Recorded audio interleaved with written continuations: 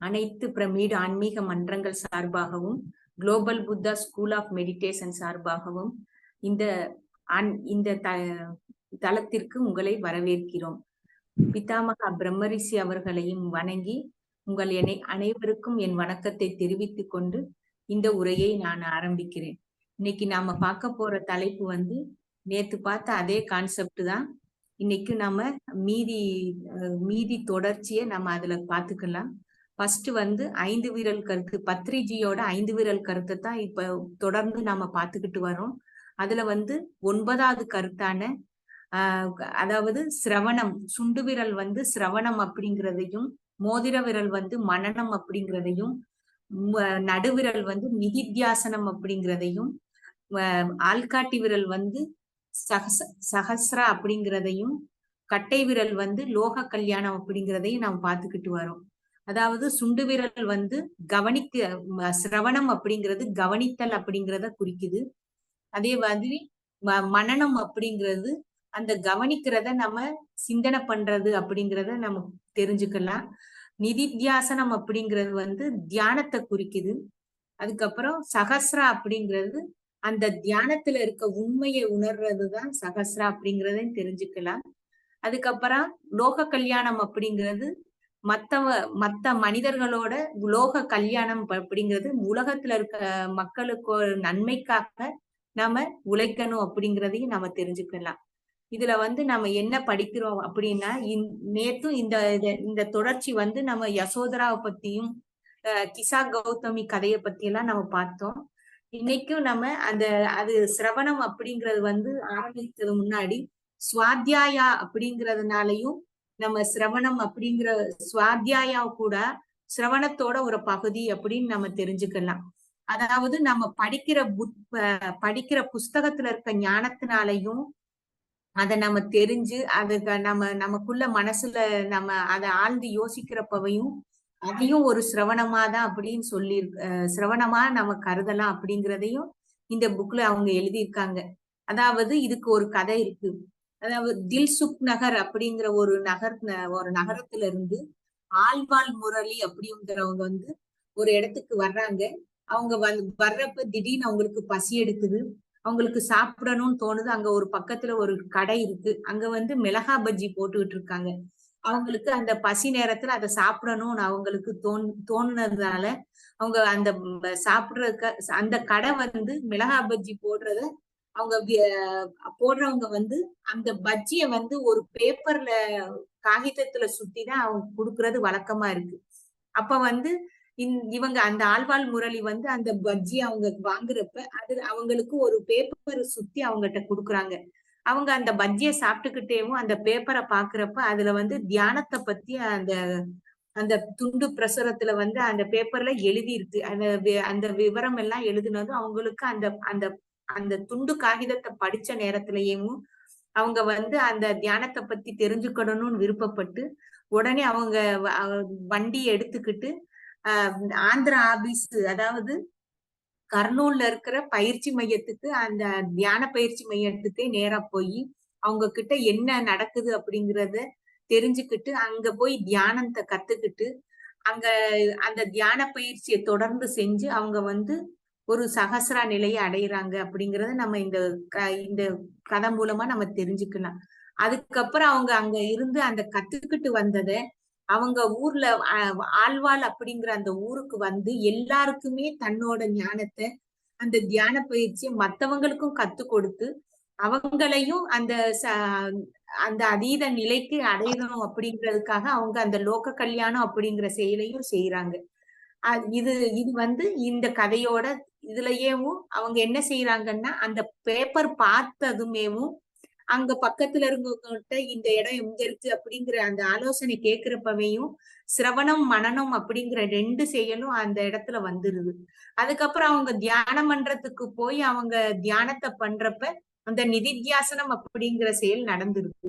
அந்த தியானத்தை தீவிரமா பயிற்சி செஞ்சு அவங்க சகஸ்ரா அப்படிங்கிற நிலைக்கு அவங்க உண்மை உணர்ந்து தன்னோட உண்மை உணர்ந்ததுனால சகஸ்ரா அப்படிங்கிற நிலைக்கு வந்துடுறாங்க. அத படிச்சுட்டு அப்படியே இருந்துக்கிடாம அவங்க மத்தவங்களுக்கு அந்த தியான பயிற்சி கத்து கொடுக்கறது மூலமா லோக கல்யாணம் அப்படிங்கிற செயலும் நடக்குது. இதுல இருந்து நம்ம நம்ம வந்து ஒவ்வொரு செயல்லையும் சிரவணம், மனனம், நிதித்தியாசனம் அப்படிங்கிறத நம்ம ஒவ்வொரு செயல்லையும் நம்ம பண்ணணும், அதை நடைமுறைப்படுத்திக்கிட்டு தான் இருக்கணும் அப்படிங்கிறத இந்த கதை மூலம் நம்ம தெரிஞ்சுக்கலாம். அதாவது நம்ம ஒருத்தங்க ஞானம் அடையணும் அப்படிங்கிறது வந்து ஒரு நிறைய போய் தியானத்துக்கு போய் இமயமலைக்கு போய் தியானம் பண்ணாதான், அதே மாதிரி ஒரு ஆசிரமத்துல போய் இருந்து தியானத்தை கத்துக்கிட்டாதான் இந்த ஞானம் கிடைக்கும் அப்படிங்கிறது இல்லாம, இந்த மாதிரி இலகுவா ஒரு சின்ன துண்டு பிரசுரத்திலையும் கூட இந்த மாதிரி தியானம் வந்து நமக்கு கிடைக்கும், இந்த ஞானம் நமக்கு கிடைக்கும் அப்படிங்கிறத இந்த கதை மூலம் தெரிஞ்சுக்கலாம். அதாவது நம்ம இப்ப என்ன செய்யணும் அப்படிங்கிறத நம்ம இது வந்து நேத்து நம்ம படிச்ச புத்தரோட மனைவி அப்படிங்கிற புஸ்தகத்திலையும் யசோதரா வந்து எவ்வளவு சிரவணத்தோட அவங்க கஷ்டத்துல இருந்து வெளிப்பட்டு தன்னோட கஷ்டத்தை பார்க்காம மத்தவங்களோட அனுபவத்தை அவங்க கஷ்டத்தையும் புரிஞ்சுக்கிட்டு அவங்க எப்படி அந்த ஞானத்தை அடைஞ்சாங்களோ அதே மாதிரி அந்த கிசா கௌதமியும் அந்த சிரவணத்தின் மூலமா மத்தவங்கிட்ட அந்த அனுபவத்தை கேட்டதுனால அவங்களோட கஷ்டம் வந்து பெருசா தெரியாம அது எல்லாமே இயற்கை தான், அவங்க குழந்தை இறந்த மரணம் அப்படிங்கிறது எல்லாருக்குமே இயற்கை அப்படிங்கிறதையும் நம்மளால இந்த கதை மூலமா நம்ம தெரிஞ்சுக்கிட்டோம்.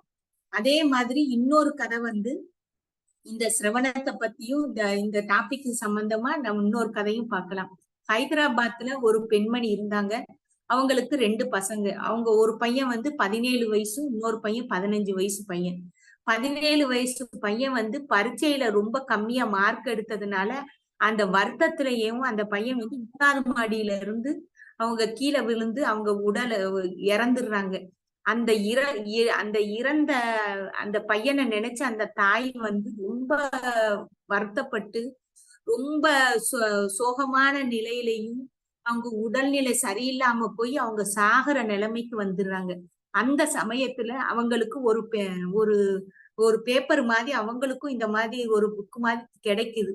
அப்ப வந்து அந்த தியானத்தை பத்தின அந்த புக்கை பார்த்துட்டு அவங்களும் ஹைதராபாத்ல இருக்க தியான மன்றத்துக்கு போய் அவங்களோட துக்கத்தை எல்லாம் அந்த மன்றத்துல சொல்லி அவங்களுக்கு சொன்னதும் அந்த தியான மன்றத்துல இருக்கிறவங்க வந்து இவங்களுக்கு தியான பயிற்சி கொடுத்து அந்த தியான பயிற்சியில அவங்க தீவிரமா 1 மாசம் செய்யறப்ப அவங்களுக்குள்ள அந்த தியானத்தின் மூலமா தன்னோட இறந்த பையனோட பேசுறதுக்கு வாய்ப்பு கிடைக்கிறது. அதுல வந்து அவங்க அந்த அனுபவத்துல வந்து தன்னோட பையன் நல்லா இருக்கானா எப்படி அப்படிங்கறது விசாரிக்கிறப்ப அந்த பையன் நல்லா இருக்கிறதாவும் எந்தவித கஷ்டமும் இல்லாம நல்லா இருக்கிறத புரிஞ்சுக்கிட்டு அதுக்கப்புறம் இவங்க வந்து மனசு வந்து தீவிரமா பக்குவப்பட்டு அதுக்கப்புறம் இவங்க உடல்நிலையும் நல்ல விதமா ஆரோக்கியம் அடையுது அப்படிங்கிறதையும் இந்த கதை மூலமா நம்ம தெரிஞ்சுக்கலாம். அப்புறம் வந்து அவங்க என்ன செய்யறாங்கன்னா தொடர்ந்து அந்த தியானத்தின் மூலம் தன்னோட இறப்பு அப்படிங்கிறது இருக்கும். ஆனா அந்த தியானத்தின் மூலமா தன்னோட பையனோடையவும் இருக்க முடியும் அப்படிங்கிற உண்மையையும் இவங்க புரிஞ்சுக்கிடுறாங்க. அந்த தீவிர தியானம் வந்து எப்படி கிடைக்குது அப்படின்னா அவங்க அந்த பேப்பர் மூலம் அந்த சின்ன பேம்ப்ளெட் மூலமா அவங்களுக்கு தெரிஞ்சதுனால அவங்க இவ்வளவு அந்த கஷ்டத்தை எல்லாம் கடந்து வர முடிஞ்சது அப்படிங்கிறதையும் நம்ம பார்க்கலாம் இதுல வந்து. அப்புறம் நம்ம ஒரு நம்பிக்கையா நம்ம ஒரு சின்ன காகிதம் வந்து எவ்வளவு பெரிய மாற்றத்தை உண்டு பண்ணுது அப்படிங்கிறதையும் இதுல தெரிஞ்சுக்கலாம். ஒவ்வொருத்தங்களும் அந்த தியான ஆபீஸ் வந்து அந்த அறிவை தேடுறதுனால அவங்களும் மத்தவங்களுக்கு தன்னோட அனுபவத்தை கூறி அந்த தியானத்தை அவங்க பகிர்ந்து சொல்லி கொடுக்கறப்ப வந்து லோக கல்யாணம் அப்படிங்கிற எல்லா இடத்துலயும் நடக்க ஆரம்பிக்கும் அப்படிங்கறது தெரிஞ்சுக்கலாம். அதே மாதிரி பத்ரிஜி வந்து அவங்க அனுபவத்தை சொல்லியிருக்காங்க. எப்படின்னா அவங்க நிறைய ஏற்கனவே ரொம்ப புத்தகம் படிக்கிறவங்க. அந்த புஸ்தகத்துல இருக்க ஞானத்தையே ஏற்கனவே தெரிஞ்சிருந்தாலும் இந்த தியானத்தை பத்தி வந்து அவங்களோட நண்பர் வந்து அதாவது ராம்சன்னா அப்படிங்கிற நண்பர் வந்து தியானத்துக்கான ஆலோசனையை அவங்களுக்கு கொடுக்குறாங்க. அந்த ஆலோசனைய பத்ரிஜி வந்து கேட்டதுனாலதான் அவரும் அந்த சிரவணம் அப்படிங்கிற அந்த காது கொடுத்து கேட்டதுனாலதான் அந்த மனனம் அந்த நிதித்தியாசனம் அப்படிங்கிற தியானமும் அதை யோசிச்சு அந்த தியானத்துல இறங்க போய் தான் அவங்க இவ்வளவு பெரிய நமக்கு இவ்வளவு பெரிய தியான மன்றத்தையும் இந்த உலகம் எல்லாம் 130 நாடுகளுக்கு போய் அவங்களுக்கு தியானத்தை கத்து கொடுத்ததையும், அதே மாதிரி லாக்டவுன் சமயம், அதாவது கொரோனா பீரியட்ல யாருமே வெளியே வர முடியாம இருந்தாலும் இந்த பிரமிடு ஆன்மீக மன்றத்துல மட்டும் எல்லாருமே இந்த ஜூம் அப்படிங்கிற தொழில்நுட்பம் மூலமா எல்லாருக்குமே அந்த தியானம் நடந்துகிட்டு தான் இருந்தது. அத கற்றல் இந்த நம்ம இப்படி கூகுள் இந்த ஜூம் மீட் மூலமா எல்லாருக்குமே அந்த தியானத்தை சொல்லி கொடுத்ததையும் அவங்க பகிர்ந்திருக்காங்க இந்த புக்ல. அதே மாதிரி ஒருத்தங்க தியானம் பண்றது அப்படிங்கிறது நம்ம இமயமலைக்கு போயும் ஒரு ஆசிரமத்துல இருந்து படிக்கணும் அப்படிங்கிற அவசியமே இல்லை அப்படிங்கறத அவங்க வாழ்ந்தும், நம்ம பத்ரிஜி வாழ்ந்தும் காட்டியிருக்காங்க. நம்மளையும் அத வீட்டுக்குள்ளேயே நல்ல குடும்பத்தோட இருந்து நம்ம குடும்பத்துல இருக்க எல்லா செயல்களையும் செஞ்சுக்கிட்டேவும் நம்ம குடும்பத்தை விட்டு பிரியாமையும் நம்ம இந்த தியானத்துல எவ்வளவு பெரிய நம்ம ஞானத்தை அடையலாம் அப்படிங்கிறதையும் நமக்கு இதுல தெரிவிச்சிருக்காங்க. அதே மாதிரி இந்த தியானத்தை பத்தி நம்ம நிறைய படிச்சுக்கிட்டு தான் இருக்கோம். இருந்தாலும் அதை தொடர்ந்து நம்ம செய்யணும்னா நிறைய ஆன்மீக ஞானிகளோட புஸ்தகங்களையும் அந்த மாதிரி நம்ம படிக்கிறப்ப ராமர், சீத்தை, வசிஷ்டர், அதுக்கப்புறம் ஆஞ்சநேயர் மாதிரி நம்ம பெரிய ஞானவானாகவும் ஆக முடியும் அப்படிங்கிறதையும் நமக்கு பத்ரிஜி சொல்லியிருக்காங்க. இத சொல்றப்ப நமக்கு ஒரு சின்ன கதை நான் சொல்றேன். அதாவது அன்டோல்டு ஸ்டோரி சீதாவை பத்தி நம்ம எல்லாருமே படிச்சிருக்கோம். நமக்கு ஓரளவு நல்லாவே கதையும் தெரியும். அதுல சீதாவை ராவணன் அவங்க இலங்கைக்கு கொண்டு போய் அவங்க அசோகவனத்துல வச்சிடுறாங்க. அப்ப சீதாவுக்கு ஒரு ரொம்ப மயங்கிய நிலையில அவங்க கணவன் அந்த ராமரை விட்டு பிரிஞ்சதுனால ரொம்ப சோர்வா இருக்கிறப்ப அவங்களுக்கு ஒரு தண்ணி எடுத்துட்டு அந்த பணிப்பெண்கள் குடுக்குறாங்க. அந்த தண்ணியில ராவணன் மூலிகை கலந்த அந்த தண்ணிய குடுக்கறதுனால சீதாவோட மனநிலையே ரொம்ப மாற்றம் அடைகிறத சீதாவால உணர முடியுது. அவங்க எவ்வளவு பெரிய தியானியா இருந்தாலும் கூட அந்த மனமாற்றம் அவங்களுக்கு அந்த ராமர்கிட்ட இருக்கிற அந்த அவங்களோட அந்த கான்சியஸ அவங்க பௌதிக உடல்ல இல்லாம சூக்ஷ்மமா எப்பயுமே ராமரோட கனெக்ட்ல இருப்பாங்க. அந்த கனெக்ட் விட்டு போகுது. அந்த சமயத்துல அவங்க ரொம்ப என்னன்னு யோசிக்கிறப்பதான் பார்வதி தேவி அவங்களுக்கு இந்த மாதிரி நீங்க இங்க இருக்கிற வரைக்கும் அந்த 10-11 மாசம் நீங்க இருக்கிற வரைக்கும் இங்க இருக்கிற தண்ணியும் சாப்பாடும் எதுவும் சாப்பிடக்கூடாது அப்படிங்கிற அவங்க சொன்னதை அவங்க கேட்டுட்டு அதை அவங்க சிரவணம் மூலமா கேட்டதுனால அத மனநத்துல அவங்க அத அவங்க யோசிச்சு அதுக்கப்புறம் அவங்க தீவிர தியானத்திலேயே இருந்து அந்த செயல் முடிகிற வரைக்கும் அவங்க அந்த ராமர் அவங்கள திரும்ப கூட்டிட்டு போற வரைக்கும் அன்ன ஆகாரம் இல்லாம தியானத்திலேயே இருந்தாங்க அப்படிங்கிற இந்த கதையும் நம்ம படிச்சிருக்கோம். இந்த இடத்துலயும் நம்ம சிரவணம், மனனம், நிதித்தியாசனம் அப்படிங்கிற தியானத்தையும் அவங்க சகசிரா நிலையில இருந்திருக்காங்க அப்படிங்கறதையும் நம்மளால புரிஞ்சுக்க முடியும். இது அடுத்து இன்னொரு சின்ன கதை என்னன்னா பாகவத கதை. அதாவது துருவன் அப்படிங்கிற ஒரு குழந்தையோட இந்த கதையை நம்ம படிக்கலாம், தெரிஞ்சுக்கலாம். அதாவது ஒரு அரசருக்கு 2 மனைவிகள் இருந்தாங்க. அவங்க முதல் மனைவிக்கு துருவன் அப்படிங்கிற ஒரு பையனும், 2வது மனைவிக்கு இன்னொரு பையனும், 2 பேருமே ஒரே வயதுள்ள பையங்களா பிறந்திருக்காங்க. அந்த பையங்களுக்கு 5 வயசு ஆகுது. ஆனா அரசர் முதல் மனைவி கிட்ட இருக்கிற பாசத்தை விட 2வது மனைவி கிட்ட ரொம்ப பிரியமாவும் பாசமாவும் இருக்காங்க. அந்த 2வது மனைவி கொஞ்சம் எப்பவுமே முதல் மனைவியையோ முதல் மனைவி குழந்தையையோ எப்பயுமே பக்கத்துல விடாமையே பாத்துக்கிறாங்க. தன்னோட பையன்தான் அந்த அரசாட்சிக்கு வரணும் அப்படிங்கிற அந்த தீவிர எண்ணம் அவங்களுக்குள்ள இருக்கு. அந்த சமயத்துல அந்த 2 குழந்தைங்களும் 5 வயசு குழந்தைங்க தான். வேகமா அவங்க அப்பா மடியில உட்கார்றதுக்கு ஓடி வர்றப்ப 2வது மனைவியோட பையனும் உட்கார்றான். இந்த முதல் மனைவி பையனான துருவனும் அவங்க அப்பா மடியில உட்கார்றாங்க. அப்ப 2வது மனைவி முதல் மனைவி பையனான துருவனை தள்ளி விட்டுடுறாங்க. ஏன் இப்படி செய்றீங்க அப்படின்னதுக்கு, என் பையன் என் பையனுக்கு மட்டும்தான் அவங்க அப்பாவா இருக்கணும் அப்படின்னதும், அந்த சின்ன வயசுலயே அந்த குழந்தை வந்து ரொம்ப வருத்தப்பட்டு அவங்க அம்மா கிட்ட போய் ஏன் இப்படி இப்படி தள்ளி விட்டாங்க நம்ம அப்பா மடியில என்னால உட்கார முடியல அப்படிங்கிற அத அழுகையோட அந்த சொன்னதும், உனக்கு வந்து நீ தவம் பண்ணி தியானம் பண்ணி நாராயணனோட மடியில உட்கார்ற அளவுக்கு உனக்கு அருள் கிடைக்கும். நீ நாராயணன் நினைச்சு தவம் பண்ணு அப்படின்னதும், அந்த சின்ன வயசுலயே அவங்க காட்டுக்கு போய் அவங்க தீவிரமா தியானம் பண்ண போறப்ப நாரதர் வர்றாரு. நீ இந்த வயசுல எங்க போற? இவ்வளவு சின்ன குழந்தையா இருக்கிறப்ப எங்க அம்மா சொன்னாங்க நாராயணரை தியானம் பண்ணா நமக்கு எல்லாமே கிடைக்கும். அதாவது எங்க அப்பாவோட பாசமும் கிடைக்கும் அப்படிங்கறத எங்க அம்மா சொன்னதுனால நான் வந்து தியானம் பண்ண வந்திருக்கேன் அப்படின்னதுக்கு நாரதர் கேக்குற இந்த சின்ன வயசுல உனக்கு தியானம்னா என்ன தெரியும் அப்படிங்கிறப்ப எங்க அம்மா சொல்லி கொடுத்துருக்காங்க அதை வச்சு நான் பண்ணுவேன்னதுக்கு அப்ப வந்து ஓம் நமோ நாராயணா அப்படிங்கிற மந்திரத்தை வந்து நாரதரை வந்து துருவனுக்கு சொல்லி கொடுக்குறாங்க. அந்த மந்திரத்தை அவங்க அவ்வளவு தீவிரமா அந்த குழந்தையா இருந்தாலும் கூட தீவிரமா அவங்க தியானம் பண்ணதுனால நாராயணரே வந்து அந்த பையனுக்கு காட்சி கொடுத்து அவங்க அப்பாவோட தவற புரிய வைக்கிறதுக்காகவேவும் அந்த பையனுக்கு ரொம்ப அருள் பாலிச்சிருக்காரு. நீங்க போ, உனக்கு எல்லாமே நல்லாவே நடக்கும் அப்படிங்கறத அவங்க சொல்லி அந்த அந்த பையனை அனுப்புறாங்க. திரும்ப அரண்மனைக்கு வர்றப்ப அவங்க அப்பா அவரோட தவற உணர்ந்து அந்த பையனை அவங்க ரொம்ப பிரியமாவும் பாத்துக்கிறாங்க. இதுல இருந்து நம்ம என்ன தெரிஞ்சுக்கிட்டோம்னா, அந்த அவங்க தாய் சொன்ன அந்த சிரவணத்தை கேட்டதுனாலதான் துருவன் வந்து அதை யோசிச்சு நிதித்தியாசனம் அப்படிங்கிற தியானத்தை அவங்க தீவிரமா பயிற்சி பண்ணி அத சகஸ்ரா அப்படிங்கிற நிலையில அடைஞ்சு அவங்க கடவுளையே பார்க்க முடிஞ்சது. அதுக்கப்புறம் அவங்க வந்து லோக கல்யாணம் அப்படிங்கிற எல்லா செயலையும் ஈடுபட்டு கடைசியில் அவர் வந்து அரசாட்சி பண்ணி பெரியவங்களா வந்து துருவ நட்சத்திரமாவே மாற முடிஞ்சது அப்படிங்கிறதையும் இந்த கதை மூலம் நம்ம தெரிஞ்சுக்கலாம். ஒவ்வொரு செயலையும் நம்ம சிரவணம், அதாவது நம்ம ஒரு சிரவணம் அப்படிங்கிறது வந்து நம்ம உடல்ல காதுகள் மூலமா நம்ம கேக்குறது. நம்ம உடல்ல இருக்க ஒவ்வொரு செயலும் செய்யறப்ப அது சிரவணம் அப்படிங்கறது நம்ம பொருள்படுது.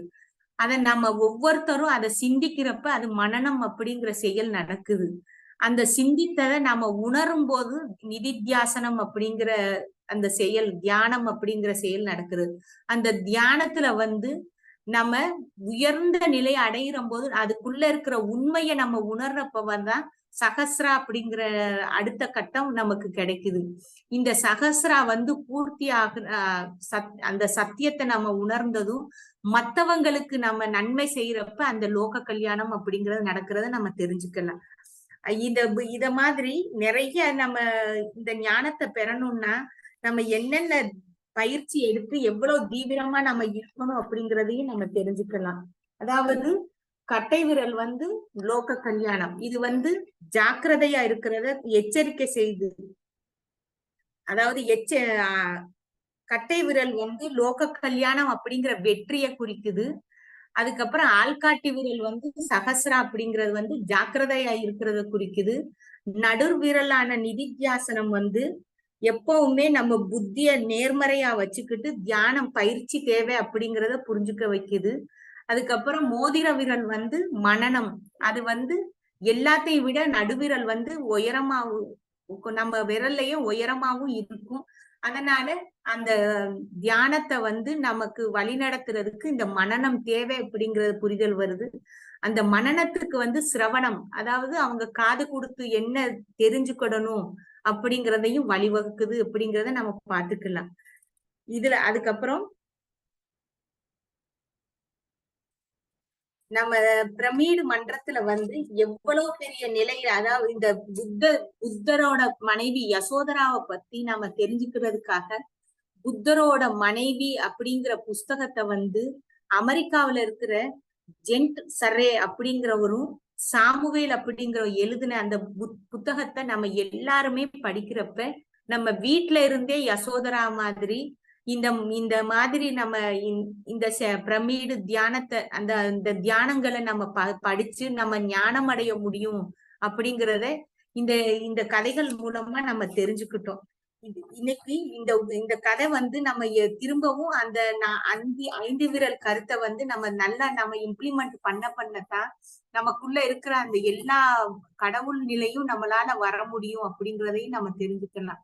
அதாவது சிரவணம் அப்படிங்கிறது காதால கேட்கிறது. அதுக்கு கேட்கணும்னா நம்ம மத்தவங்க பேசுறத மௌனமா நம்ம நம்ம வாய மூடி மௌனமா இருந்து அவங்களோட அனுபவத்தை கேக்குறப்ப நமக்குள்ள நிறைய மாற்றங்கள் வர்றத நம்ம புரிஞ்சுக்கலாம். அவங்க அனுபவம் பத்தி ஆமா இவங்க அப்படி பேசுனாங்க, நம்ம அதனாலதான் நமக்கு இந்த மாதிரி யோசிக்கிற திறன் வர்றப்ப அது மனனமா மாறுது. அப்படி இல்லாம நம்ம வீட்டுக்குள்ளேயே இருந்துகிட்டு நம்மளோட கஷ்டத்தையும் நம்மளோட சுயத்திலேயே இருந்துகிட்டு இருந்தோம்னா ஒண்ணுமே நமக்கு ஞானம் அப்படிங்கிறதே வராது அப்படிங்கிறதையும் பத்ரிஜி இதுல சொல்லியிருக்காங்க. ஒவ்வொருத்தங்களும் ஒரு குழுவா இருந்துகிட்டு அவங்க எல்லாருமே சேர்ந்து இப்ப ஒண்ணு தெரியல அப்படி ஒரு விளையாட்டை விளையாடுறோம். அந்த விளையாட்டை பத்தி நம்ம புரிதலே இல்லாம இருந்தோம். பக்கத்துல இருக்கவங்க இந்த மாதிரி எனக்கு இந்த விளையாட்டு தெரியல எப்படின்னு சொல்லி கொடுங்க நம்ம கேட்கிறோம். அந்த மாதிரிதான் நம்ம இந்த தியானத்துல வந்த தியானிகள் எல்லாருமே ஒரு குழுவா இருந்துகிட்டு எல்லாருமே அவங்கவுங்க அனுபவத்தை பகிர்தல் மூலமா அவங்க கிட்ட எவ்வளவு பெரிய ஞானம் இருக்கு அப்படிங்கிறதையும் நம்மளால உணர்ந்துக்க முடியும். நம்ம கிட்ட இருக்கிற அந்த ஞானத்தை விட அவங்க எவ்வளவு பெரிய லெவல், நாம தான் பெரிய ஞானி அப்படின்னு அந்த புத்தி இல்லாம அதுக்கும் மேல எவ்வளவு விஷயங்கள் இருக்கு ஒவ்வொருத்தங்க கிட்டையும் அப்படிங்கிற அந்த புரிதல் வர்றப்ப நமக்குள்ள அந்த மனனம் அப்படிங்கிற நடக்குது.